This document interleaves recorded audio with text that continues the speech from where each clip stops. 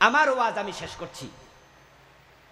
শায়েখ আহমদুল্লাহ ভাই আসতেছেন, তিনি কথা বলবেন। শেষ করার আগে আমার কনক্লুশন টানতে চাই। আমার ওয়াজ শুনে আবার খতিব সাহেবরা ভাববেন না তাহলে হুজুর আপনার মতো এরকম জেহাদি ওয়াজ আমরা করব, সবাই চাকরিটা চলে যাক, আপনি চান? পীর সাহেব হুজুররা ভাববেন না যে আপনার মতো এরকম জেহাদি ওয়াজ শুরু করলে হুজুর মুরিদরা এমনি অর্ধেক চলে যাবে, সরকার পুলিশ পাঠাবে, আমার খানকাটাই তো নষ্ট হয়ে যাবে, আপনি কি তাই চান? আমি বলবো না দোস্ত, সবাই আমাদের মতো জজবানিয়া হক কথা বলার মতো সাহস রাখবে না, এটা স্বাভাবিক। কিন্তু আপনাকে ফুটবল খেলার মাঠে 11 জন খেলোয়াড়ের মতো একসাথে মাঠে নামতে হবে, এক চিন্তা নিয়া। 11 জন সমান খেলে না, কিন্তু যে যতটুকু খেলুক সবার অন্তরে, সবার মাথার মাঝে গোল দেওয়ার চিন্তা আছে না নাই? সবাই মেসি হয়ে খেলবে না, সবাই ম্যারাডোনা হয়ে খেলবে না, কিন্তু দুর্বল খেলোয়াড়টাকেও যদি আপনি বল দেন তাহলে ম্যারাডোনা যেই লক্ষ্যে মারে গোলবারের দিকে, ওই দুর্বলটাও একই লক্ষ্যে মারে। পীর সাহেব খানকায় কথা বলো, পীর সাহেব হুজুররা যদি কথা বলা শুরু করে, দিন বিজয়ের জন্য তাবলীগরা কথা বলা শুরু করে দেয়, আলেম ওলামারা সবাই মিলে শুরু করে দেয়, এই দেশের জালেমরা মাঠে দাঁড়ানোর সাহস কোনোদিন করবে না।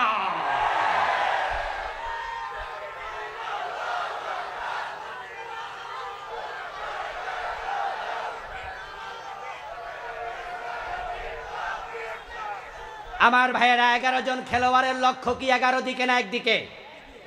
কথা আপনারা বলতে হবে, 11 দিকে না একদিকে? সবাই কি সমান খেলতে পারে? কিন্তু লক্ষ্য কয়টা? এবার বলুন, 11 জন খেলোয়াড় কি এক জায়গায় একবারে গোল হইয়া খেলে না আলাদা আলাদা জায়গা? কেউ মিডলে খেলবে, কেউ ব্যাকে খেলবে, কেউ কর্নারে খেলবে, কেউ ফিল্ডিং করবে, কেউ গোলবারে খেলবে।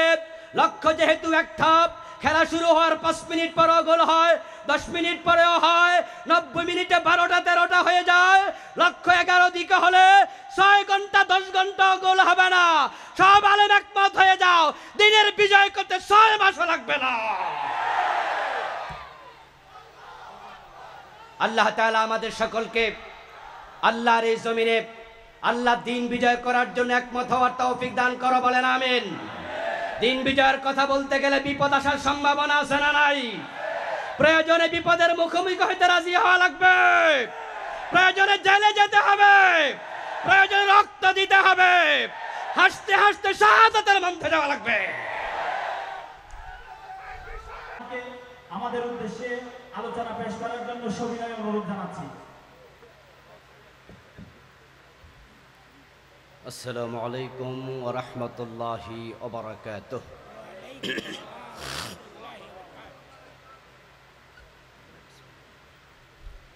আলহামদুলিল্লাহ নাহমাদুহু ওয়া নাস্তাঈনুহু ওয়া নাস্তাগফিরুহু ونعوذ بالله من شرور أنفسنا ومن سيئات أعمالنا من يهد الله فلا مضل له ومن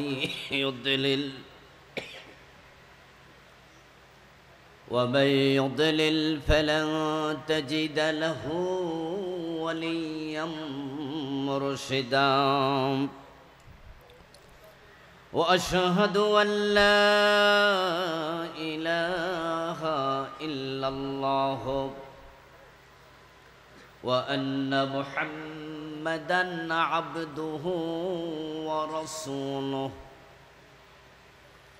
أما بعد فقد قال الله تعالى في كلامه المجيد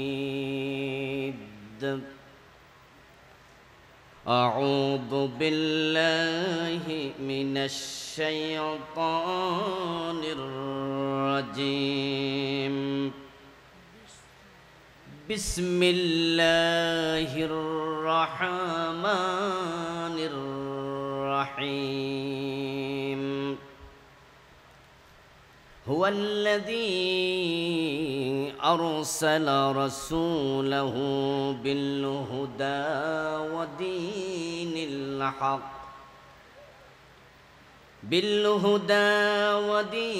الحق ليظهره على الدين كله ولو كره المشركون. قال النبي صلى الله عليه وسلم كل أمتي يدخلون الجنة إلا من أبى. قيل من أبى يا رسول الله؟ قال من أطاعني دخل الجنة ومن عصاني فقد أبى. أو كما قال النبي عليه الصلاة والسلام. সকলে মেহেরবানি করে দুরূদ শরীফ পড়ুন। আল্লাহুম্মা সাল্লি আলা মুহাম্মাদিন ওয়া আলা আলি মুহাম্মাদ কামা সাল্লাইতা আলা ইব্রাহিম ওয়া আলা আলি ইব্রাহিম ইন্নাকা হামিদুম মাজিদ। আল্লাহুম্মা বারিক আলা মুহাম্মাদিন ওয়া আলা আলি মুহাম্মাদ কামা বারাকতা আলা ইব্রাহিম وعلى آل إبراهيم إنك حميد مجيد. اللهم صل وسلم وبارك عليه. মাদ্রাসা যুব উন্নয়ন পরিষদ কর্তৃক আয়োজিত আজকের এই চমৎকার পঞ্চম বার্ষিক তাফসীরুল কোরআন মাহফিলের মুআজ্জাজ মুকাররম সম্মানিত সভাপতি, বিশিষ্ট সমাজসেবক মহতারাম আলহাজ আবুল হাশেম সওদাগর সাহেব, আজকের মাহফিলের সম্মানিত প্রধান অতিথি সাতকানিয়া লোহাগড়া সংসদীয় আসনের মাননীয় সংসদ সদস্য জননেতা জনাব আলহাজ এম এ মোতালেব সিআইপি সাহেব, মহতারাম ডাক্তার আমম মিনহাজুর রহমান সাহেব সহ অন্যান্য সম্মানিত অতিথিবৃন্দ, আজকের মাহফিলের সম্মানিত আলোচক মহতারাম শায়খ আহমদুল্লাহ হাফেজাহুল্লাহ, মৌলানা ডক্টর নিজামুদ্দিন হাফেজাহুল্লাহ, মৌলানা মনিরুল ইসলাম মজুমদার হাফেজাহুল্লাহ সহ অন্যান্য সম্মানিত আলোচকবৃন্দ, উপস্থিত হযরত উলামায়ে কেরাম, ইসলাম প্রিয় তাওহীদি জনতা, পর্দার অন্তরালের সতী সাধবী, সম্মানিতা মা ও বোনেরা, প্রিয় দিনী ভাইয়েরা, আপনারা কেমন আছেন? মাশাআল্লাহ। আল্লাহ তাআলা আমাদের সকলকে ভালো রাখুন, সুস্থ রাখুন। যতদিন তিনি আমাদের বাঁচিয়ে রাখবেন সকলকে ঈমানের সাথে বাঁচিয়ে রাখুন, বলুন আমিন। আল্লাহ তাআলার পবিত্র দরবারে লাখো কোটি শুকরিয়া জ্ঞাপন করছে যে মহান মনিব অত্যন্ত মেহেরবানি করে কোরআনের এই মাহফিলে, কোরআনের আহ্বানে আমাদেরকে সমবেত হওয়ার তৌফিক দিলেন, যিনি মেহেরবানি করে আমাদেরকে সুস্থ রাখলেন, পবিত্র কোরআনের কথা বলার মতো, শোনার মতো কোরআনমুখী হৃদয় দিলেন। এই সব নেয়ামতের মালিক কে? সেজন্য আমরা আলোচনা শুরুতে মন প্রাণ উজাড় করে অন্তরের সবটুকুন শ্রদ্ধা এবং ভালোবাসা দিয়ে আমাদের মনিব আল্লাহ তাআলাকে শুকরিয়া জানাই, কৃতজ্ঞতা জানাই। সবাই মিলে জোরে জোরে একবার কালিমাতু শুকর পড়ি, আলহামদুলিল্লাহ। দুরূদ ও সালাম বিশ্ব নবী সাইয়্যিদুল মুরসালিন, ইমামুনা কুদওয়াতুনা হাবিবুনা উসওয়াতুনা সানাদুনা তাবিবু কুলুবিনা মুহাম্মাদুর রাসূলুল্লাহ সাল্লাল্লাহু আলাইহি ওয়াসাল্লামের প্রতি, সাহাবায়ে কেরাম ও শুহাদায়ে জামেরা আলা ইল্লিয়িন আল্লাহ তাআলার কাছে কামনা করছি, আবারও বলুন আমিন। প্রিয় ভাইরা, আমি আপনাদের সম্মুখে পবিত্র কোরআন মাজিদ থেকে সূরাতুস সফ এর 9 নম্বর আয়াতে কারিমা তিলাওয়াত করেছি। প্রিয় নবীজি সাল্লাল্লাহু আলাইহি ওয়াসাল্লামের পবিত্র মুখ অনুসৃত একখানা ছোট্ট হাদিসে নববী পাঠ করেছি। আল্লাহ তাআলা তৌফিক দান করলে এখান থেকে কিছু কথা বলবো ইনশাআল্লাহ। সূরাতুস সফের 9 নম্বর আয়াতে কারিমাতে আল্লাহ তাআলা এই বিশ্ব ধরাধামে প্রিয় নবী মুহাম্মদুর রাসূলুল্লাহ সাল্লাল্লাহু আলাইহি ওয়াসাল্লামকে কেন পাঠিয়েছেন, রাসূলুল্লাহর জীবনের মূল মিশন কি ছিল, মূল উদ্দেশ্য কি ছিল, সে প্রসঙ্গে কথা বলেছেন। রাসূল পাঠিয়েছেন যিনি, কেন পাঠিয়েছেন সেটা জানবেন সবচেয়ে বেশি তিনি। রাসূল মুহাম্মদ সাল্লাল্লাহু আলাইহি ওয়াসাল্লামকে পৃথিবীতে আল্লাহ কেন পাঠালেন, উদ্দেশ্য কি ছিল, সেটা উম্মতের জানা প্রয়োজন আছে না নাই? জানতেই হবে, কারণ রাসূলকে মেনে চলা নফল না ফরজ, ফরজে কিফায়া না ফরজে আইন। রাসূলকে না মানলে উম্মত হওয়া যাবে না। রাসূল যা বলেছেন উম্মত তাই বলবে, রাসূল যা করেছেন উম্মত তাই করবে। রাসূলের কাজের সাথে কথার সাথে উম্মতের কাজ এবং কথা মিলতেই হবে। যদি না মিলে, রাসূলকে অনুসরণে কোনো ব্যত্যয় ঘটে, ওই উম্মতের কপালে জান্নাত নেই। প্রিয় নবীজি বলেছেন, কুল্লু উম্মতি ইয়াদখুলুনাল জান্নাহ, আমার সব উম্মত জান্নাতে যাবে, ইল্লা মান আবা, তবে অস্বীকারী উম্মত নয়। সব উম্মত জান্নাতে যাবে, অস্বীকারী উম্মত জান্নাত পাবে না। এই কথা বলার পর একজন সাহাবী দাঁড়ালেন, কিলা মান ইয়া রাসূলুল্লাহ, প্রশ্ন করলেন, হে রাসূল, অস্বীকারী উম্মত কে যে জান্নাত পাবে না? রাসূল সাল্লাল্লাহু আলাইহি ওয়াসাল্লাম জবাব দিলেন, মান আতাআনি দাখালাল জান্নাহ ওয়া মান আসানি ফাকাদ আবা, যে আমি নবীর আনুগত্য করেছে, অনুসরণ করেছে, সে জান্নাতে যাবে, আর যে আমি নবীর অনুসরণ করে নাই, সে অস্বীকারী উম্মত, তার কপালে জান্নাত নাই। এই হাদিসের আলোকে জান্নাতে যেতে হলে নবীর অনুসরণ করা দরকার আছে না নাই? রাসূলকে অনুসরণ করতে রাজি আছেন কিনা? অনুসরণ করলে জান্নাত। প্রিয় নবীজি বলেছেন অন্য হাদিসে, মান আহাব্বা সুন্নতি ফাকাদ আহাব্বানি ওয়া মান আহাব্বানি কানা মাই ফিল জান্নাহ। আমার রাসূল বলেন, যে আমার সুন্নাহকে ভালোবাসলো, সে আমি নবীকে ভালোবাসলো, আর যে আমার সুন্নাহ অনুসরণের মাধ্যমে আমার ভালোবাসার প্রমাণ দিল, কানা মাই ফিল জান্নাহ, সে জান্নাতে আমার সাথে ঢুকবে। সুবহানাল্লাহ। আমরা আল্লাহর জান্নাতে যেতে চাই, জান্নাতে যাওয়ার জন্য আমাদের এই সমস্ত কর্ম তৎপরতা। শীতের রাতে ফজরের সময় মসজিদে যাই, আমরা জানি নামাজ পড়লে জান্নাত মিলবে। চৈত্র মাসের দুপুরে রিক্সা চালায় রোজা রাখে, এমন দুই একজন রিক্সাওয়ালা আছে না নাই? কেন রাখে? জান্নাত পাবে। ৫-৭ লাখ টাকা খরচ করে মক্কায় গিয়ে হজ করে আল্লাহ হজের কথা বলেছেন, জান্নাত পাওয়া যাবে। আল্লাহর জান্নাত পাওয়ার জন্য যুদ্ধের মাঠে গিয়া হাসতে হাসতে জীবন দিয়ে দিয়েছে এমন সাহাবী আছে না নাই? জান্নাতি হলো মুমিনের একমাত্র লক্ষ্য। ওই জান্নাত পাওয়ার জন্য নবীর অনুসরণ করা আবশ্যক।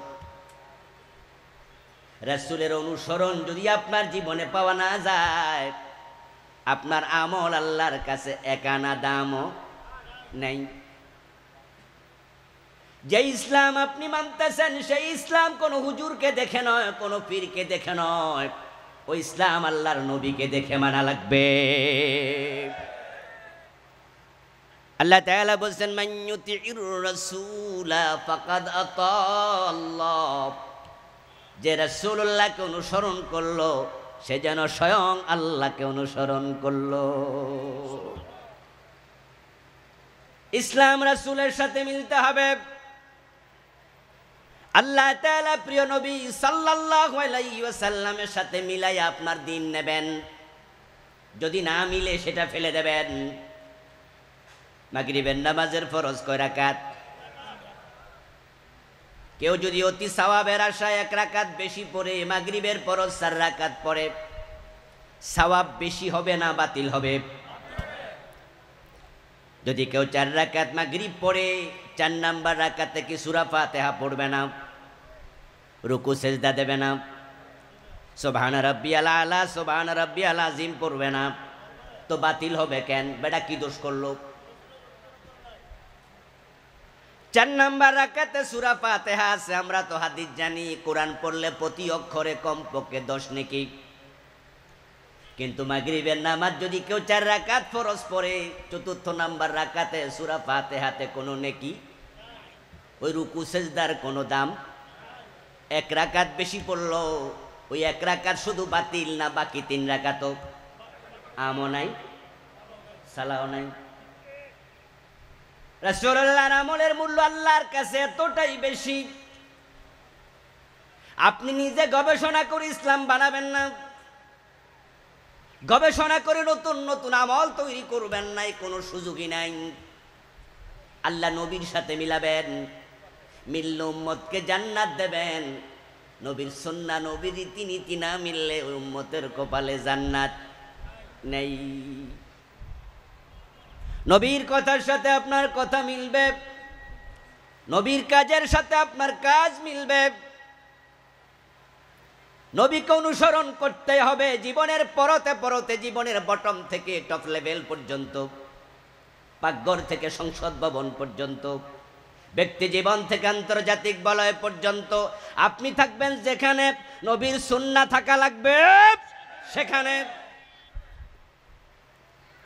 কিন্তু আমাদের দেশের মুসলমানের সমস্যা হলো তারা মসজিদে গিয়ে সুন্নাহ মানতে রাজি হয়, কিন্তু আদালতের চেয়ারে বসে যখন বিচার করে রাসূলের সুন্নাহ মেনে বিচার করতে রাজি হয় না।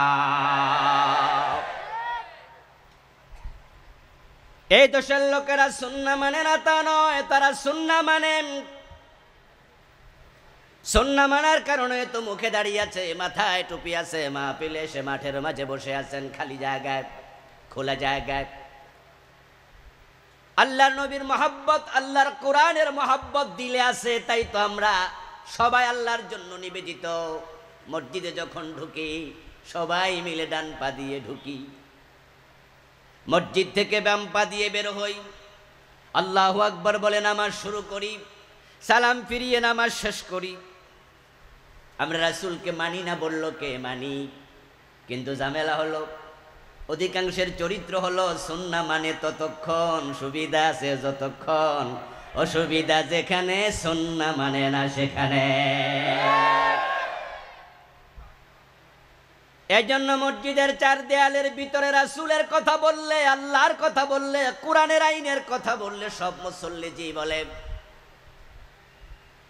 আপনি দেখবেন হুজুর যদি বলে আল্লাহর আইনে মসজিদ চলবে, সভাপতির আইনে চলবে না, সব মুসল্লি বলবে জি। সভাপতি সাহেব নিজেও মাথা ঝুঁকায়া বলবে হুজুর আমি কি কোনোদিন কইছি আমার আইনে মসজিদ চলুক? চালান, আল্লাহর আইনে চালান। সেক্রেটারির আইনে মসজিদ চলবে না, সবাই বলে জি। হুজুর বলে আমি ইমাম, আমার আইনে মসজিদ চলবে না। মাগরিবের ফরজ 3 রাকাত, 2 রাকাত পরে সালাম ফিরাইলে আপনারা সালাম ফিরাবেন না, লোকমা দেবেন। ইমামের আইনেও মসজিদ চলবে না, মসজিদ চলবে আল্লাহর আইনে। সব মুসল্লি একমত। কারো কোনো আপত্তি নাই। কিন্তু হুজুর যদি এবার বলে যে আল্লাহর আইনে মসজিদ চলবে, ওই আল্লাহর আইনে সংসদ ভবনও চলতে হবে, সাথে সাথে কিছু মুসল্লির চেহারা কালো হয়ে যায়। ইসলাম তারা মানতে চায়, আল্লাহ এবং রাসূলকে অনুসরণ তারা করতে চায়, তবে সুবিধা মতো ইসলাম মানবে ততক্ষণ, বিপদ আপদ নাই যতক্ষণ। যে কথা বললে ঝুঁকি আছে ওখানে আর সুন্নাহ মেনে চলতে রাজি হয় না। মিঠা মিঠা কথা বললে সবাই খুশি, মুস্কি হাসি দিয়ে কথা বললে সবাই খুশি। ফাবিমা রাহমাতিম মিনাল্লাহি লিনতা লাহুম, আল্লাহ তাআলা বলছো প্রিয় নবী, আপনার প্রতি আল্লাহর বড় দয়া, আপনি আপনার সাহাবাদের প্রতি বড় কোমল দিল, রহম দিল, বড় নরম কথা আপনি বলেন। নরম কথার আয়াত পেয়েছে, নরম কথার হাদিস পেয়েছে, মিষ্টি কথার আয়াত পেল, মুস্কি হাসি দেয়ার হাদিস পেল। কিন্তু আবার প্রিয় নবী যুদ্ধের মাঠে সিংহের মতো গর্জন দিয়ে বলেছেন, আনান নাবিয়্যু লা কাযিব, আনা ইবনু আব্দুল মুত্তালিব, আমি আব্দুল মুত্তালিবের পৌত্র, আমি মুহাম্মদ, আমি সত্য নবী, আমি কাউকে ভয় করি না। যেই নবী মিষ্টি কথা বলতেন, নরম কথা বলতেন, যুদ্ধের মাঠে হুঙ্কার দিয়ে কথা বলতেন, সেটাও হাদিসে আছে না নাই? কিন্তু যুদ্ধের মাঠে হুঙ্কার দিয়ে কথা বললে প্রতিপক্ষ আপনার উপর নারাজ হবে। মসজিদ আল্লাহর আইনে চলুক, এই কথা বললে দুনিয়ার কেউ আপনার প্রতি নারাজ হবে না।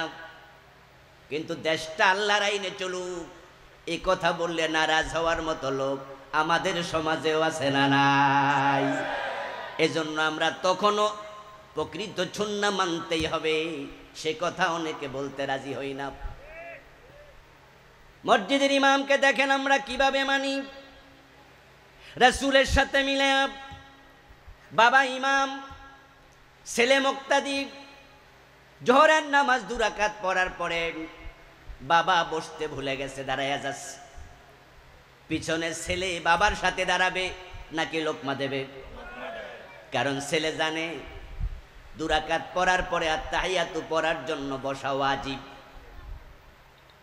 জসকোটের মসজিদ, জজ সাহেব নামাজে হাজির, জোহরের নামাজে ইমাম 2 রাকাত পড়ে আত্তাহিয়াতু পড়তে ভুলে গেছে, তিনি দাঁড়াইয়া যাচ্ছেন। পিছন দিয়া জজ সাহেব লোকমা দিয়ে দেবে, কারণ জজ সাহেব জানে আমার রাসূল 2 রাকাত পরে বসে আত্তাহিয়াতু পড়েছে, ইমাম ভুল করেছে, তাই ইমামকে আমি সংশোধন করলাম, লোকমা দিলাম।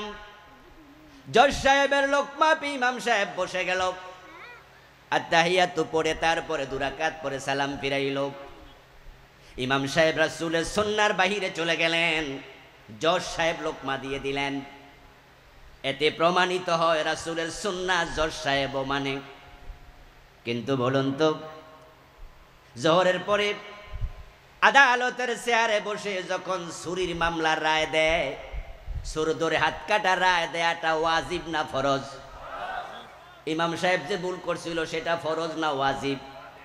ওয়াজিব যখন ছুটে গেছে, জজ সাহেব লোকমা দিছে। কিন্তু আদালতের চেয়ারে বসে জজ সাহেব চোর ধরে হাত কাটে না, চোর ধরে জেলে দেয়। কথা বলতে হবে, চোর ধরে বাংলাদেশে হাত কাটে না, জেলে দেয়। অথচ আল্লাহর আইন কি জেলে দাও না হাত কাটো? চোর ধরে হাত কাটা ওয়াজিব নফল না ফরজ? জজ সাহেব হুজুরের ওয়াজিবে ভুল ধরে, কিন্তু নিজের ফরজের খবর নাই, কারণ জানে চোর ধরে হাত কাটা রায় দিলে জজের চাকরিও থাকবে না। তাই তিনি ইসলাম মানবে ততক্ষণ, ঝুঁকি নাই যতক্ষণ। বিপদ আছে যেখানে, ইসলাম মানে না সেখানে।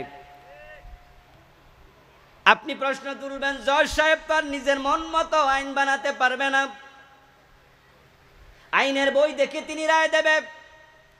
ওইখানে আইনের বইতে আছে, বাংলাদেশের ফৌজদারি আইনে আছে চোর ধরে জেলে দিতে হবে।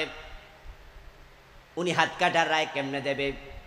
মেনে নিলাম, কিন্তু এবার বলুন তো, এই আইনটা বাংলাদেশে পরিবর্তন করার সুযোগ আছে না নাই? আমাদের সংসদে 150 জন 151 জন নেতা যদি একমত হয়ে যায়, হ্যাঁ বললে আইন পাশ হয়, 2/3 এমপি যদি একমত হয়ে যায় সংবিধানের আইন পর্যন্ত পরিবর্তন করা যায়, কিন্তু 52 বছরে চোর ধরে হাত কাটার আইন কেউ করে নাই। এতে প্রমাণ হয় পুরা জীবনে সুন্নাহ মানতে জাতি এখনো রাজি হতে পারে নাই। অথচ রাসূলুল্লাহ সাল্লাল্লাহু আলাইহি ওয়াসাল্লাম বলেছেন, আমার মেয়ে ফাতেমা যদি চুরি করে আমি ফাতেমার হাতটাও কেটেই দেব। আল্লাহর নবীর জামানায় চোর ধরে হাত কেটে দিয়েছেন, এমন ঘটনা হাদিসে আছে না নাই? এখন 52 বছরের বাংলাদেশ, আল্লাহর এই বিধান একদিনের জন্য কেউ মানে নাই। এটা যে মানা ফরজ, অনেক আলেম ওলামার মাথার মাঝে সেই চিন্তাটাও নাই। সাধারণ মানুষ তো দূরের। এই জন্য আল্লাহর হাবিব সাল্লাল্লাহু আলাইহি ওয়াসাল্লাম বলেছেন, আমি নবীকে যারা অনুসরণ করবে তারাই জান্নাতে যাবে। এখন রাসূলুল্লাহ সাল্লাল্লাহু আলাইহি ওয়াসাল্লামের অনুসরণ হবে পুরা জীবনে টপ টু বটম। কিন্তু আপনি এবং আমি বড় চালাক মানুষ, এজন্য আমরা চিন্তা করেছি যে সুন্নাহ মানলে বিপদ মুসিবত নাই, সেটার ওয়াজ এত বেশি হয় হিসাব করে কুলান যায় না। ওই সুন্নাহর ওয়াজ কত হুজুরে করে। দেখবেন টেলিভিশন চ্যানেলগুলোতে রাসূলের সুন্নাহর ওয়াজ চলছে পুরা রমজান মাস ধরে। রাসূলুল্লাহ সুন্নাহর ওয়াজ সব মাহফিলের পীর সাহেবরা করে, রাসূলুল্লাহ সুন্নাহর ওয়াজ সব মসজিদের খতিবেরা করে। আমি আপনার কাছে প্রশ্ন করতে চাই, যেই নবীর সুন্নাহর মাঝে মেসওয়াক আছে, মিষ্টি কথা আছে, টুপির কথা আছে, দাড়ির কথা আছে, ওই নবীর সুন্নাহর মাঝে অন্যায়ের বিরুদ্ধে জিহাদের কথা আছে না নাই?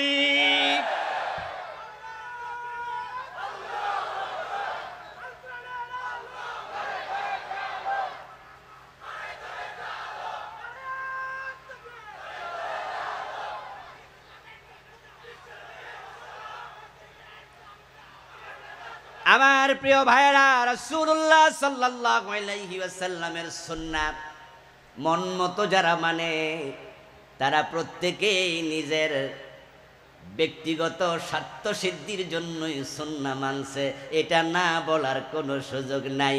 কারণ যদি আল্লাহর জন্য সুন্নাহ মানত তাহলে পুরা সুন্নাহর ওয়াজ তারাও করার কথা।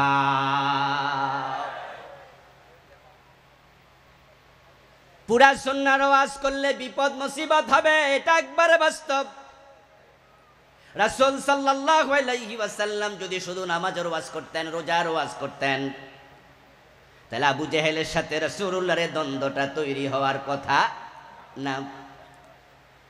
ইব্রাহিম আলাইহিস সালাম যদি নমরুদের কাছে গিয়ে বলতেন, চাচা আমি এই বাইতুল্লাহতে নামাজ পড়াবো, যেই ঘর আমি বানিয়েছি আল্লাহর ঘরে নামাজ পড়াবো, নমরুদের সাথে হযরত ইব্রাহিমের যে টক্কর লাগলো, তখনও তিনি যদি বলতেন আপনারা মূর্তি পূজা করেন, আমার কোনো আপত্তি নাই, আমার কথা আমাকে বলতে দেন, এইভাবে তিনি যদি বলতেন সুবিধাবাদ, বেছে বেছে কথা বলার নীতি গ্রহণ করতেন, নমরুদের সাথে কোনো দ্বন্দ্বই লাগতো না। মূসা আলাইহিস সালাম যদি ফেরাউনের কাছে গিয়ে বলতেন আপনি আপনার চিন্তা মতো দেশ চালান, আমি শুধু আমার চিন্তা মতো মসজিদ মাদ্রাসা চালাবো, ফেরাউন বলতো বাতিজা তোমার কাম তুমি করো, আমার কাম আমি করি, দ্বন্দ্বই হতো না। মক্কার কাফেররা তো প্রস্তাবই দিয়েছিল, 1 মাস আমাদের ধর্ম তুমি মানো, আর 1 মাস ভাতিজা মুহাম্মদ তোমার ধর্ম আমরা মানব। রাসূল যদি ভাবতেন এই কথা মানলে কোনো ঝগড়া নাই, মারামারি কিলাকিলি নাই, তাহলে তিনি মেনে নিতেন।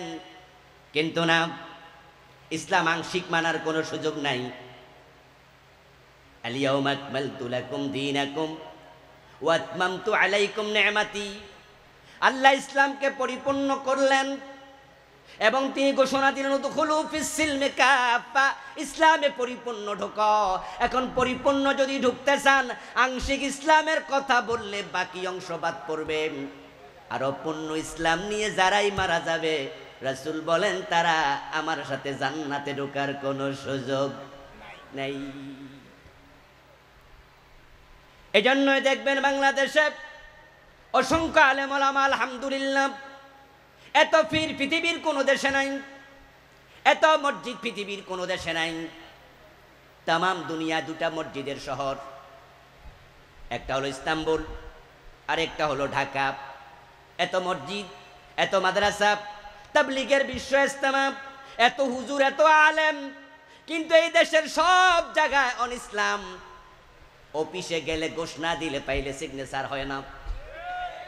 ব্যাংকগুলো অধিকাংশ সুদের উপর নির্ভর করে বসে আছে। আপনি যেখানে যাবেন সেখানে দুর্নীতির আড্ডাখানা, ঠিক না? এত আলেমের দেশে দুর্নীতি, এত আলেমের দেশ, হুজুরের দেশ, পীরের দেশ অন ইসলামে ভরে আছে। এর সবচেয়ে বড় কারণ এ দেশের আলেম ওলামারা তারাই পূর্ণাঙ্গ ইসলাম মানার ব্যাপারে এখন একমত হতে পারে নাই। ইসলাম পূর্ণাঙ্গ জীবন বিধান তারা কি এটা জানে না? যে নবী মুহাম্মদুর রাসূলুল্লাহ সাল্লাল্লাহু আলাইহি ওয়াসাল্লাম মসজিদ চালাইছে আল্লাহর আইনে, মদিনা নামক রাষ্ট্র 10 বছর কোরআনের আইনে তিনি চালাইছেন, এটাকে আমাদের দেশের আলেমরা জানে না। কে জানে না? সব হুজুর জানে। কিন্তু পুরা জীবনের সব জায়গায় আল্লাহর আইন লাগবে, রাসূলের আইন লাগবে, এই ওয়াজ অধিকাংশ হুজুর কেন করে না? এর কারণ তারা জানে পূর্ণাঙ্গ ইসলামের ওয়াজ যে আলেমরা করে তারা বাড়িতে অনেকে ঘুমাতে পারে না। পূর্ণাঙ্গ ইসলামের ওয়াজ যে আলেমরা করেছে বিনা দোষে তাদেরকে ফাঁসিতে ঝুলানো হয়েছে। এজন্য তারা বড় চালাক, তারা হিসাব করে কথা বলে, এমন ওয়াজ করে যে ওয়াজ করলে জালেমদের কাছেও ভালো থাকা যায়। ইসলামের কথা বলে এক দলের গলার মাঝে ফুলের মালা, আবার সেই ইসলামের কথা বলে আরেক দলের গলার মাঝে ফাঁসির রশি, ঠিক কিনা? ইসলামের কথা বলে একজন বাড়িতে ঘুমাইতে পারে না, ওই ইসলামের কথা বলে আবার হালুয়া রুটি খাইয়া শেষ করতে পারে না।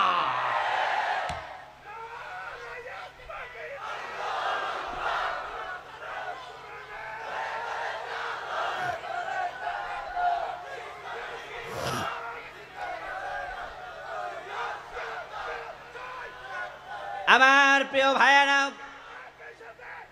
আল্লাহর জান্নাত পর্যন্ত পৌঁছতে হলে পুরা জীবনে ইসলাম মানা দরকার আছে না নাই? পুরা জীবনে সব জায়গায় ইসলাম মানতে হবে। রাসূলুল্লাহ সাল্লাল্লাহু আলাইহি ওয়াসাল্লামকে অনুসরণে এটা ঈমানের প্রকৃত দাবি। ইসলাম আপনারা মানছেন না তা নয়, সুন্নাহ আমরা মানছি। আপনি এক বিগত লম্বা একটা মেসওয়াক, আমি প্রায় উদাহরণে আলোচনা আসলে বলি, এই উদাহরণটা টানি, এটা বুঝতে একটু সহজ।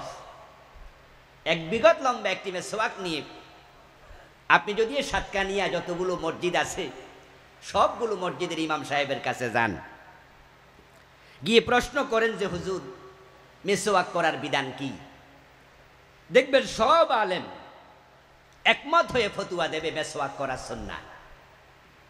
এর সাথে একজনও দ্বিমত করবে না। প্রশ্ন করুন যে সাতকানিয়াতে মসজিদ আছে 500, 700, 500 জন 700 জন ইমাম একমত মেসওয়াক করা সুন্নাহ। হুজুররা নাকি সব বিষয়গুলো গুতাগুতি করে, দ্বিমত করে, ইখতিলাফ করে।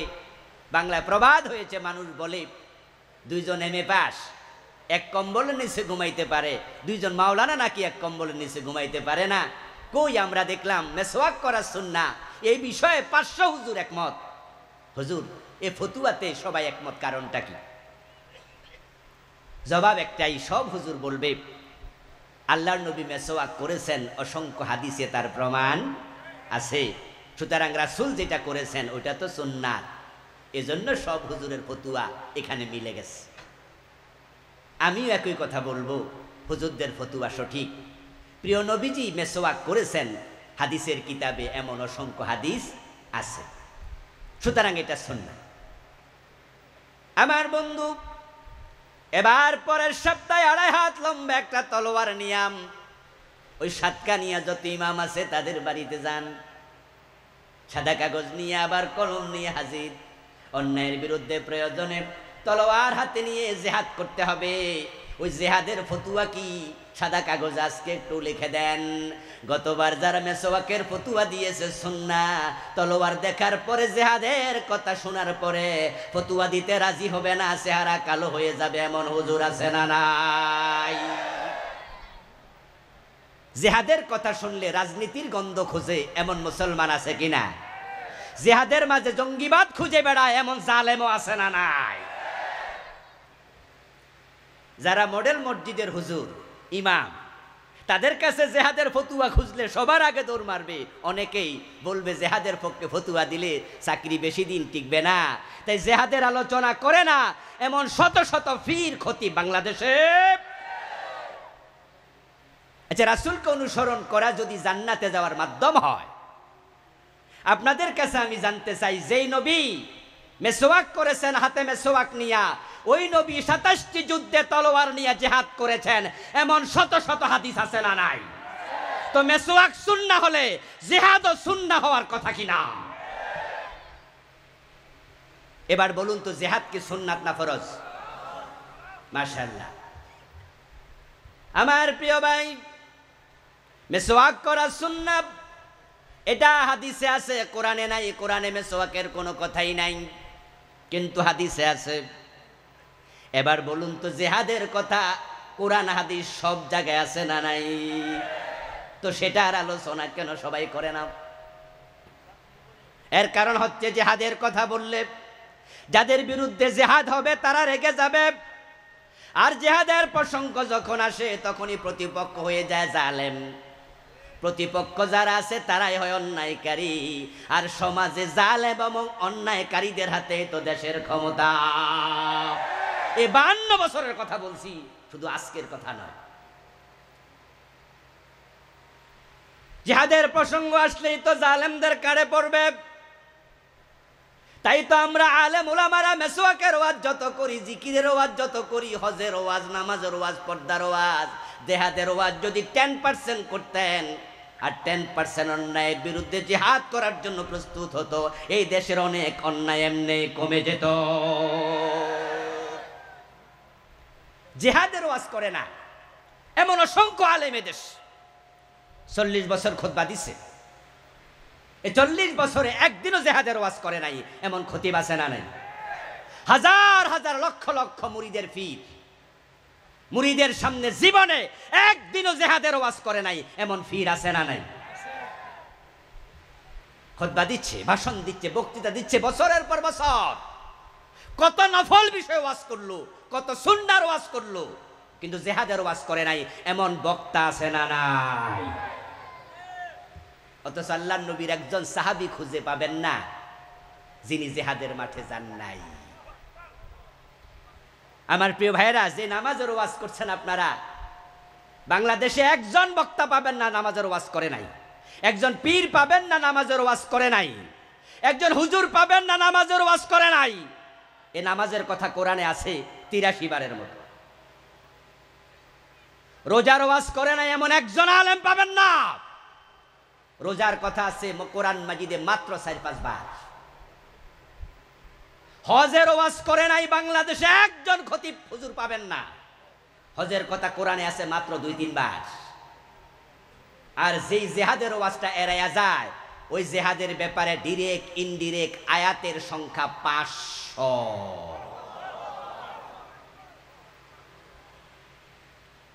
আমার রাসূল জীবনে হজ করেছেন মাত্র একবার।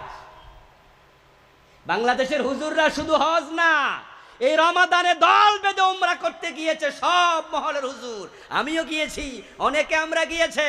রমাদানে যে উমরা করতে গেলেন, এটা কি ফরজ না সুন্নাহ? সুন্নাহ মুস্তাহাব বা নফল? রাসূল হজ করেছেন জীবনে একবার, আর জিহাদের মাঠে সেনাপতি হয়ে হাজির হয়েছেন 27 বার।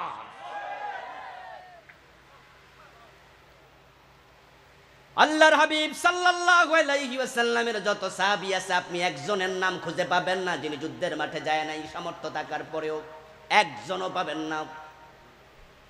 একজন ছিল অন্ধ, নাম ছিল আব্দুল্লাহ ইবনে উম্মে মাকতুম রাদিয়াল্লাহু তাআলা আনহু। উনি উনার জীবনীতে পাবেন উনি নিজ যুদ্ধের মাঠে গাদওয়ায়ে কাদিসিয়াতে ওমরের যোগে শহীদ হয়েছেন। রাসূলুল্লাহর মেয়ে ফাতেমাতুজ জাহরা যুদ্ধের মাঠে গিয়েছে। রাসূলুল্লাহ স্ত্রী হযরত আয়েশা সিদ্দিকা রাদিয়াল্লাহু তাআলা আনহা জিহাদে গিয়েছেন। খায়বারের যুদ্ধে রাসূলুল্লাহর ফুফি সাফিয়া বিনত আব্দুল মুত্তালিব রাদিয়াল্লাহু তাআলা আনহা যুদ্ধের মাঠে গিয়েছেন। এক ইহুদিকে তিনি নিজ হাতে হত্যা পর্যন্ত করেছেন। রাসূলের স্ত্রী জিহাদে যায়, রাসূলের মেয়ে জিহাদে যায়, রাসূলের সাহাবারা সবাই জিহাদে যায়, আর আপনার মুখ দিয়ে জিহাদের ওয়াজ একদিনও আসে না। বুঝতে হবে পুরা ইসলাম মানতে আপনি এখনো রাজি হতে পারেন নাই। আর যে লোক পুরা ইসলাম মানে না সে আল্লাহর গোলাম না তার নফসের গোলাম হয়ে যায়। যারা নফসের গোলাম হয় তার আল্লাহর জান্নাত পর্যন্ত যেতে পারবে না। সাবধান মুসলমান। আবার জেহাদ বলতে বাংলা ভাইয়ের মতো মানুষ মেরে গাছে ঝুলানো এটাকে জেহাদ বলা যাবে না। জেহাদের কিছু অপব্যাখ্যা হয়েছে। শায়েখ আব্দুর রহমান 500 জায়গায় একসাথে বোমা ফুটাইছে, এটার নাম দিয়েছে জেহাদ। সাধারণ মানুষকে হত্যা ইসলামে জেহাদ বলে না, অনুমোদন করে না। জেহাদ হলো অন্যায় যেখানে প্রতিবাদ সেখানে। নিরীহ মানুষকে হত্যা করার নাম জঙ্গিবাদ, সন্ত্রাসবাদ।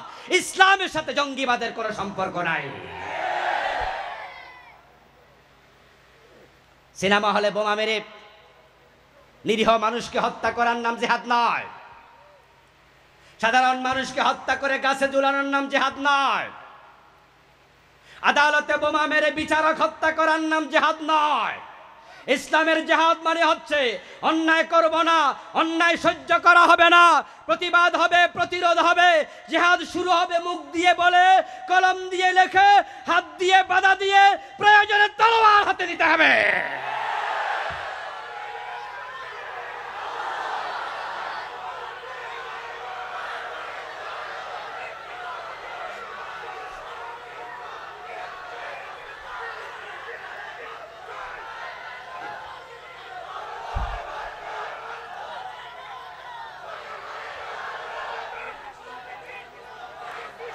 আমার প্রিয় ভাইয়েরা, অন্যায়ের বিরুদ্ধে প্রয়োজনে তলোয়ার হাতে নিতে হয়। রাসূল তলোয়ার হাতে নিছে কিনা? কিন্তু বাংলাদেশে অসংখ্য আলেম ওলামা পীর বুজুর্গ আছে যারা অন্যায়ের বিরুদ্ধে কথা বলার মতো সৎ সাহস তাদের কলিজায় নেই। আর যারাই দেখবেন অন্যায়ের বিরুদ্ধে জিহাদের কথা বলে না, ওদের সাথে জালেমদের কোনো দ্বন্দ্ব লাগে না, বরং তারাই জালেমদের হাটুয়া হালুয়া রুটির অংশ পায়। ওরা খুব আরামে আছে। আর যারাই জিহাদের কথা বলে, অন্যায়ের বিরুদ্ধে কথা বলে, তারাই বিনা দোষে হাজারো মামলার আসামি হওয়া লাগে। তাই বলে কি আমরা অন্যায়ের বিরুদ্ধে কথা বন্ধ করে দেব? রাসূলুল্লাহর জীবনে অন্যায়ের প্রতিবাদের কথা আছে না নাই? আল্লাহর নবীকে অনুসরণ করলে জান্নাত মিলবে। এখন আল্লাহ তাআলা বিশ্ব নবী মুহাম্মদুর রাসূলুল্লাহ সাল্লাল্লাহু আলাইহি ওয়াসাল্লামকে পৃথিবীতে কেন পাঠিয়েছেন, রাসূলের জীবনের লক্ষ্যটা জানা এটাও অনুসরণের অংশ কিনা? রাসূলের জীবনের লক্ষ্য যাহা, উম্মতের জীবনের লক্ষ্য হবে হুবহু তাহা। আল্লাহর নবীর জীবনের লক্ষ্য কি? আল্লাহ তাআলা কুরআন মাজিদের 3টা সূরাতে বলেছেন। সূরাতুস সাফ আয়াত নাম্বার 9 যেটা আমি পড়েছি, সূরাতুল ফাত আয়াত নাম্বার 28, সূরাতুত তাওবা আয়াত নাম্বার 33। 3টা সূরাতে আল্লাহ তাআলা একই কথা 3 বার বলেছেন। যারা পারেন তারা আমার সাথে একটু পড়ুন। হুয়াল্লাযী আরসালা রাসূলাহু বিল হুদা ওয়া দীনিল হক লিইয়ুযহিরাহু আলাদ-দীনি কুল্লিহি। আল্লাহ তাআলা 3টি সূরাতে একই কথা 3 বার বললেন। তিনি আল্লাহ যিনি তার রাসূলকে কোরআন এবং সত্য ধর্ম ইসলাম নিয়ে পাঠিয়েছেন। উদ্দেশ্য কি? রাসূলের জীবনের লক্ষ্য কি? আল্লাহ বলছেন লিইয়ুযহিরাহু আলাদ-দীনি কুল্লিহি। আমি আমার রাসূল পাঠিয়েছি, তিনি সমাজে যত মতবাদ আছে, মত আছে, পথ আছে, আদিয়ানে বাতেল আছে, মানুষের বানানো তন্ত্র আছে, মন্ত্র আছে, আইন আছে, বিধান আছে, সবগুলোর উপরে আমার নবীকে পাঠাইছি আমার কোরআনকে বিজয়ী করার জন্য। আল্লাহ তাআলা কোরআন বিজয় করার জন্য রাসূলুল্লাহকে পাঠিয়েছেন। এবার আপনাদের কাছে আমি জানবো, আল্লাহর নবী সাল্লাল্লাহু আলাইহি সাল্লাম ইন্তেকালের আগে কোরআনকে বিজয়ী করে গিয়েছেন কিনা? রাসূল সাল্লাল্লাহু আলাইহি সাল্লামের ইন্তেকালের আগে তিনি মদিনার সমাজে কোরআনকে পরিপূর্ণভাবে কায়েম করে তারপর ইন্তেকাল করেছেন। আমার প্রিয় ভাইয়েরা, এখন আল্লাহর নবীর জীবনের লক্ষ্য যদি দ্বীনের বিজয় হয়, আমরাও আমাদের সবার জীবনের লক্ষ্য দ্বীনের বিজয়টাকে নির্ধারণ করা দরকার আছে না নাই? আল্লাহর দ্বীনের বিজয় বাংলাদেশে না হওয়ার পিছনে কারণ কি? 90% তো মুসলমান। কারণ শুধু একটা, আমরা এখনো সবাই তো দূরের কথা, এখনো আমরা 20-30% লোক আল্লাহর জমিনে আল্লাহর দ্বীনকে বিজয় করতে হবে, এটা আমাদের জীবনের লক্ষ্য বানাতে পারি নাই। প্রিয় নবী হচ্ছে আমাদের জন্য রেলগাড়ির ইঞ্জিনের মতো, আমরা উম্মতেরা হলাম রেলগাড়ির পিছনে যে ডাব্বাগুলো থাকে, বগিগুলো থাকে, এক একজন এক একটা বগির মতো। ইঞ্জিনের সাথে যদি পিছনের বগিটা অ্যাটাচ করে দেয়া যায়, তাহলে ইঞ্জিন বগিতে টানতে টানতে নিয়ে যায়, ইঞ্জিন যায় যেখানে, বগি যায় সেখানে। রাসূলের জীবনের লক্ষ্য ছিল দ্বীনের বিজয়। এখন আপনি যদি জীবনের লক্ষ্য রাসূলের সাথে মিলিয়ে দিতে পারেন, ইনশাআল্লাহ এই লক্ষ্য মিলানো আপনাকে আল্লাহর জান্নাত পর্যন্ত পৌঁছিয়ে দেবে। সাধারণ মানুষের কথা কি বলবো, আলেম ওলামাদের অনেকেই এখনো, পীর বুজুর্গদের অনেকেই এখনো আল্লাহর দ্বীনের বিজয়ের কথা বলেই না। নিজের জীবনের লক্ষ্যটা দ্বীনের বিজয়টা অনেকে বানাতে পারে নাই। বরং দেখেন আপনি লক্ষ্য করে, পিসে বুজুররা লক্ষ্য বানাইছে খানকায় মুরিদ বাড়াতে হবে। এই দেশে দ্বীনের বিজয় হোক আর না হোক, কিন্তু খানকা যেন বন্ধ না হয়, এমন ওয়াজ করব যে ওয়াজের কারণে কোনোদিন পুলিশ আসবে না খানকাতে, বরং মুরিদ আসবে, আসার সময় গরু ছাগল আনবে, প্রয়োজনে সরকারের পুলিশ পাহারা দিয়া খানকা পর্যন্ত পৌঁছায়া দেবে। দরবারে যাওয়ার সময় গরু ছাগল নিয়ে যায়, এমন দরবার বাংলাদেশে আছে না নাই? ওখানে যখন দরবারে গরু ছাগল নেয়, পথে কি পুলিশ বাধা দেয় না সহযোগিতা করে? কারণ তারা ওই দরবার থেকে দ্বীনের বিজয়ের একটা কথা বলে না। এজন্য সরকার এই 52 বছর ধরে তাদেরকে হেল্প করছে। সরকার জানে এই দরবার থেকে দ্বীন বিজয়ের কথা আসবে না। আর দ্বীনের বিজয় যদি না হয়, তাহলে তাদের সিনেমা হল থাকবে, সুদী ব্যাংক থাকবে, মদের ব্যবসা থাকবে, দুর্নীতি থাকবে, লুটপাট থাকবে, কানাডায় বেগমপাড়ায় বাড়ি বানাতে পারবে, আমেরিকায় বাড়ি করতে পারবে। দ্বীনের বিজয় হলে লুটপাট করলে তাদেরকে ফাঁসিতে ঝুলানো হবে, চুরি করলে হাত কেটে দেয়া হবে, মদ পান করলে আশীর্বাদ দিয়ে পিঠের চামড়া তুলে ফেলা হবে।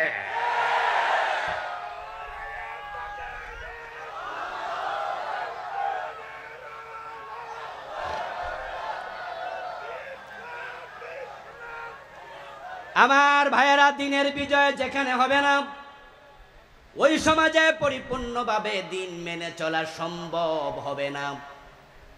তার সবচেয়ে বড় প্রমাণ, গত পরশুদিন গেল 1লা বৈশাখ, আমরা সারা মাস রোজা রেখেছি। তাকওয়া অর্জনের জন্য রোজা সব হুজুররাই ওয়াজ করেছে, কিন্তু 1লা বৈশাখের দিন মুসলমানের মুখ দিয়া হিন্দু ধর্মের সরাসরি স্তুতি তারা গাইয়া ছাড়ছে। আমাদের বাচ্চারা, আমাদের মুসলমানের সন্তানেরা 1লা বৈশাখ সকাল বেলায় যে গান দিয়া তাদের বৈশাখী উৎসব শুরু করে, ওই গানটা কি? এসো হে বৈশাখ এসো এসো। এই গান দিয়া তারা যখন শুরু করছে, সবার হাতে এখন গুগল আছে, অ্যান্ড্রয়েড সেটে। রবীন্দ্রনাথ ঠাকুরের লিখা এই গানটা আপনি আপনার অ্যান্ড্রয়েড সেটে গুগলে গিয়ে প্রথম লাইন লিখে দেন, সাথে সাথে পুরাটা গান আসবে। আপনি দেখতে পাবেন কয়েক স্তবক পরে সেখানে লেখা, সেখানে সুন্দর করে লেখা আছে, অগ্নি স্নানে সূচি হোক ধরা। হিন্দুরা মানুষ পোড়ানোর, মানুষকে মরার পরে আগুন দিয়ে কেন পোড়ায়? আগুন দিয়ে পোড়ানোর কারণ হচ্ছে তাদের ধর্ম বিশ্বাস হলো আগুন যাকে দগ্ধ করে সেটা সূচি হয়, পবিত্র হয়। এজন্য দেখবেন হিন্দুদের যেই কোনো অনুষ্ঠানে তারা আগুন জ্বালাইয়া অনুষ্ঠান শুরু করে। এটা হলো হিন্দুদের ধর্ম বিশ্বাস। অথচ মুসলমানের সন্তানরা এ গান গাইয়া সকালবেলায় তাদের অনুষ্ঠান শুরু করছে। অনুষ্ঠানের মাঝখানে মঙ্গল শোভাযাত্রা। এ মঙ্গল শোভাযাত্রায় যারা রোজা রাখছে গত একদিন 2 দিন আগে, তাদের কাদের মাঝে হনুমান, তাদের কাদের মাঝে হাতি, তাদের মাথার উপরে ময়ূর। এই যে ময়ূরের মূর্তি, হাতির মূর্তি, হনুমানের মূর্তি, প্রত্যেকটা হচ্ছে হিন্দুদের বিভিন্ন দেবতার বাহন। মুসলমানের ঘাড়ে শিরকের বাহন তুলে দেওয়া হয়েছে। যদি ইসলামী রাষ্ট্র হতো তাহলে শিরকে মুসলমানকে নিমজ্জিত করতে পারত না। দিনের বিজয়, দিন মেনে চলার জন্য বড়ই জরুরি, বড়ই জরুরি। আমার প্রিয় ভাই, ইসলাম মেনে না চললে জান্নাত পর্যন্ত পৌঁছা যাবে না। জীবনের লক্ষ্য রাসূল বানিয়েছে দিনের বিজয়, কারণ দিনের বিজয় না হলে সুদী ব্যাংক বন্ধ হবে না। আজকের এই মাহফিলে হাজার হাজার জনতা, আমরা সবাই মিলে যদি সুদের বিরুদ্ধে মিছিল করি, সুদ বন্ধ হবে? আর যদি আমাদের সংসদে 151 জন এমপি, তারা তো আমাদেরই ভাই, আমাদেরই দায়িত্বশীল, তারা মুসলমানের সন্তান, তারা যদি সুদের বিরুদ্ধে 151 জন একমত হয়ে যায়, সুদ বন্ধ করা সম্ভব কিনা? সুদ খাওয়ার মাঝে 73টি গুনাহ। সবচেয়ে ছোটটা হলো নিজের মায়ের সাথে জেনা করা। হাদিস হলো, মান আকালা দিরহাম রিবা ওয়া হুয়া ইয়ালাম আন্নাহু আশাদ্দু মিন 36 জিনা। যে ব্যক্তি জেনে শুনে 1 টাকা সুদ খেলো, তার আমল নামায় 36 বার জেনার গুনাহ লিখে দেয়া হলো। আচ্ছা আপনারা বলুন তো, দিন বিজয় না হলে কিয়ামত পর্যন্ত সুদ বন্ধ করা যাবে? এবার সুদ বন্ধ করার জন্য দিনের বিজয় দরকার আছে না নাই? আমরা নামাজের ওয়াজ কত করলাম, করতে করতে বড় বড় হুজুররা মরে গেল। এখন আমরা ছোট হুজুররা ওয়াজ করতেছি। ফজরের টাইমে মসজিদে গেলে দেখবেন মুসল্লির অবস্থা কি। আজান হয় বাইতুল মুকাররম মসজিদে, দোতলায় নামাজ চলে, নিচতলা দোকানগুলো রমরমা ব্যবসা চলছে। আজানের পরে ব্যবসা বাণিজ্য বন্ধ করা, ওয়াদারুল বাই বলে আল্লাহর নির্দেশ, এটা হারাম। ব্যবসা বাণিজ্য করা যাবে না, দোকান বন্ধ করে দাও, অফিস আদালত বন্ধ করে দাও, সব জায়গায় নামাজ কায়েম করো, এটা আল্লাহর বিধান। আমার রাসূল বলেছেন, আমার মনসায় যারা নামাজে আসেনি তাদের ঘর বাড়িতে আগুন জ্বালাইয়া দেই, এমন হাদিস আছে না নাই? দিন বিজয় হওয়ার আগ পর্যন্ত অফিস আদালতে, ব্যবসা বাণিজ্য, মার্কেটে, শপিং মলে আজানের টাইমে দোকান বন্ধর অর্ডার করা যাবে? দিন বিজয় না হলে মাদক বন্ধ হবে। প্রত্যেকটা বিষয় দিন বিজয়ের সাথে সম্পৃক্ত। এই জন্য রাসূলের জীবনের লক্ষ্য ছিল দিনের বিজয়। দিনের বিজয়কে জীবনের লক্ষ্য বানানো ফরজ। আল্লাহর জমিনে কোরআনের আইন কায়েম করার চেষ্টা করা ফরজ। কিন্তু আপনার কাছে আমার প্রশ্ন, আপনার জীবনে যেই রুটিন আছে, 24 ঘন্টা যে কাজ করেন, এই 24 ঘন্টার রুটিনে আল্লাহর দিন বিজয়ের দাওয়াত আপনি কয় মিনিট দিয়েছেন? প্রত্যেকটি মানুষের জীবন চলার একটি সিলেবাস আছে, নিয়ম আছে, রুটিন আছে। আপনার সিলেবাসে বাংলার জমিনে আল্লাহর কোরআনের আইন বিজয়ী করা লাগবে, এটা সিলেবাসের অংশ আপনি বানিয়েছেন কিনা? আপনার রুটিনে এটা ঢুকাইছেন কিনা? পীর সাহেব হুজুর খানকা জীবিত করছে। খতিব সাহেবের জীবনের লক্ষ্য মিম্বার যেন ছুটে না যায়, এমন ওয়াজ করব 14 গোষ্ঠী মুসল্লি হাসবে, খুশি হবে, আমার চাকরি কোনোদিন যাবে না, দিন বিজয় হলে হোক না হলে নাই, খতিবের কিচ্ছু আসে যায় না। বক্তার জীবনের লক্ষ্য এমন ওয়াজ করব জীবনে মাহফিল 144 জারি হবে না, ওই বক্তাকে কোনোদিন আদালতে তলব করা হবে না, পুলিশে ডাকবে না, ওয়াজ করবে ইসলামের বিজয় হলে হোক না হোক ওনার পকেট বাড়ি হওয়া লাগবে। খতিবের চিন্তা মিম্বার রক্ষা করো, বক্তার চিন্তা মাহফিলের স্টেজ দখল করো, পীর সাহেবের চিন্তা নিজের খানকা জীবিত রাখো, দিন বিজয়ের চিন্তা একদল আলেম করছে যাদের সংখ্যা বড়ই কম, বরং আপনি দিন বিজয়ের চিন্তা না করার কারণে বড় লস হয়ে গেল। 1 নাম্বার লস, দিন বিজয়ের সিলেবাস আপনার রুটিনে নাই, সেহেতু আপনি একটি ফরজ থেকে দূরে আছেন।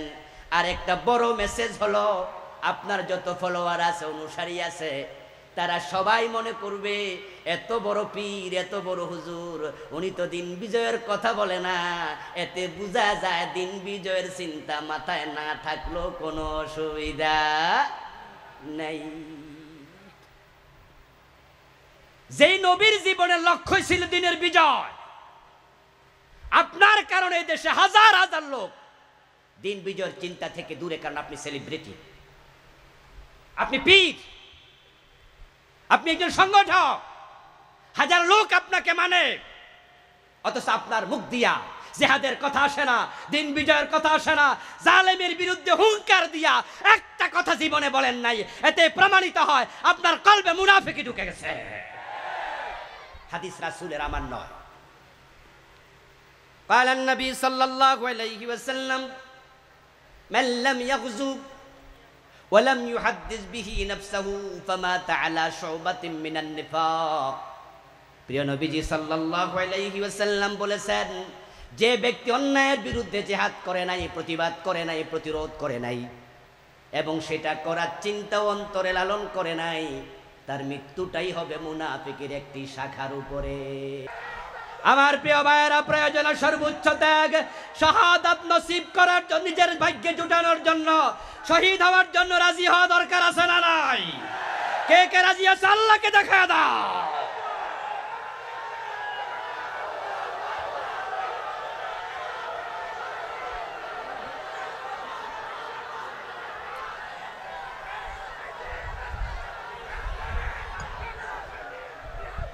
هذا ما عندي والعلم عند الله عليه توكلت وإليه أنيب। প্রিয় ভাইরা, ইনশাআল্লাহ শেখ হামিদুল্লাহ ভাই আসছেন, উনি আলোচনা শুরু করবেন। আরও বক্তা আছে, আমি যেটুকু শুনেছি আপনারা হয়তো কেউ কেউ শুনেছেন। ইনশাআল্লাহ আমাদের পরবর্তী আলোচকদের বক্তৃতা শুনে সবাই মিলে আখিরি মুনাজাত দিয়ে যাবেন, এ প্রত্যাশা রেখে আমার জন্য দোয়া চেয়ে শেষ করছি। আসসালামু আলাইকুম ওয়া রাহমাতুল্লাহি ওয়া বারাকাতুহু।